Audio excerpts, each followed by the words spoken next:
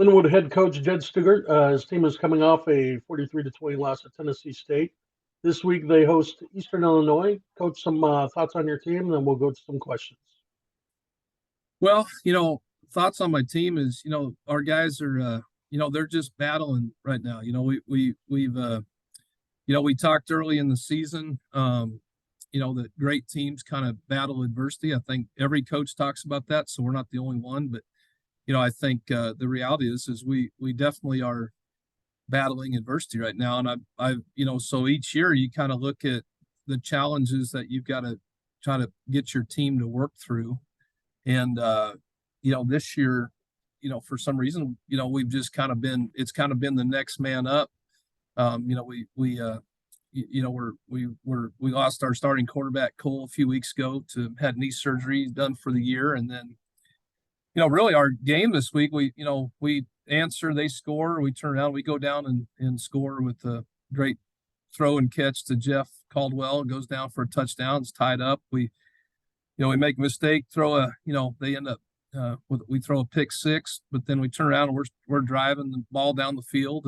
And Carter, our next quarterback, he unfortunately, gets hit after play, legal hit, nothing illegal about the hit. But when he landed, he went to catch himself on his hand. And, now he's done, so having surgery, hopefully we're going to see if he can play this week a little bit this week in practice, see if he's able to do it. But we again, having our team, I was really proud of the fact that, that second quarter with a lot of stuff, we had changed the quarterback and we're kind of getting down guys that haven't seen the field yet. So, I was really proud of both quarterbacks, Cooper, and then we ended up finishing the second half with our true freshman quarterback, Tyler Kubat, who we're really excited about, but, never anticipated him playing this year. But, all of a sudden he's finishing the second half of that game, came in, ended up, threw 2 touchdown passes. And it was good to see, our team in the midst of all that, because we dug a hole so quickly in the second quarter. And that's what's hard, is getting our kids to understand that we are not the only team in the country that's dealing with injuries and even key injuries and key players going down. It's got to be, when the next guy is up, we've got to rally around that. We can't let adversity and discourage us and kind of go into these little slumps, in a quarter, because then when we get into halftime and regroup, we come out and win the second half, I think 13-3, we our defense started playing a lot better. We scored a couple touchdowns, tried to go for 2 and didn't get it late, just trying to get some, get an extra point there. And, so we're seeing guys, it's just the moment that it happens. I think that's what our struggle is right now, is the moment that something like that happens, and it just happens to be one of those years where all the injuries are coming in those key positions, and so last week, so we've got a starting true freshman center snapping to a starting true freshman or a freshman quarterback.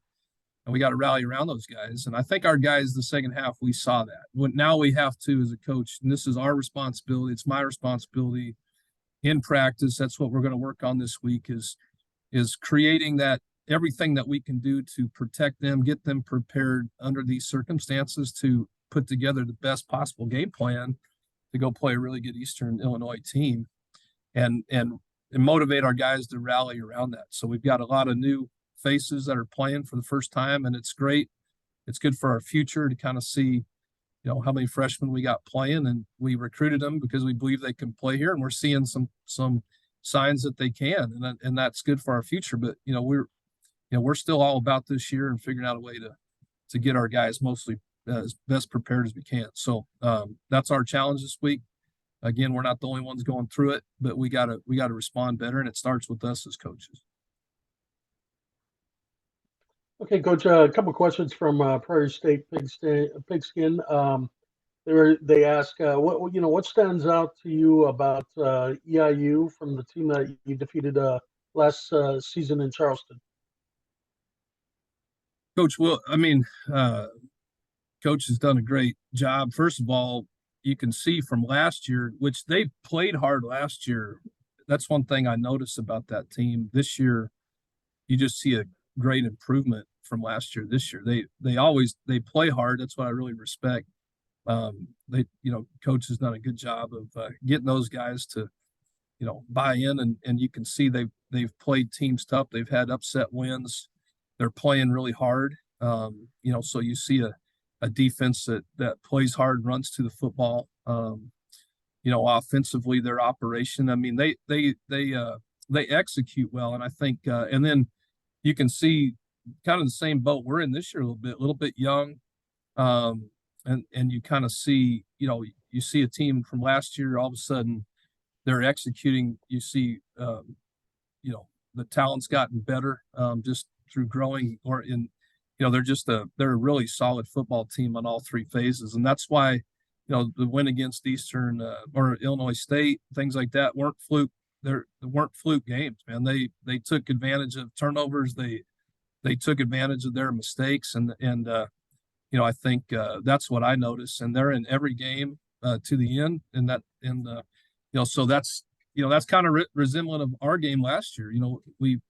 We both battled all the way to the end. It came down to an overtime period to settle it, and so physical team, smart team, well-coached team.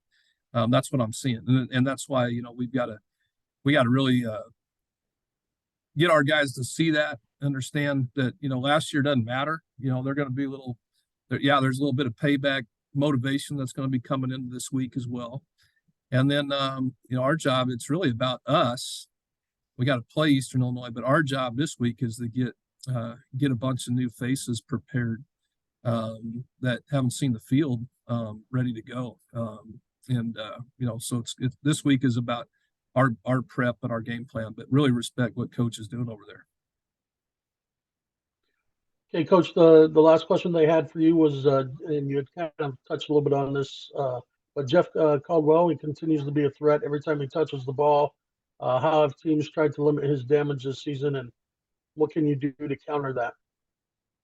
Well, I mean, you see that a lot of you see some, the term sometimes bracket coverage, but a lot of times you just see, a corner safety paying attention to Jeff, either playing over the top and under, trying to, we try to, obviously, that's a good opportunity. We need other playmakers to step up as well. There's good opportunities when people are paying a lot of attention to Jeff. Part of that is challenging some of our young guys and guys that have been dying to kind of be out there to, make some of those plays and things like that. And so, teams have done a good job of, with any great player, it's tough to, last week it was just a quick, just basically just a quick comeback route that he broke a tackle and went the distance. So, when we can get him the ball, usually good things happen. We got to work on continue to put him in positions where we can do that. But definitely a difference maker out there.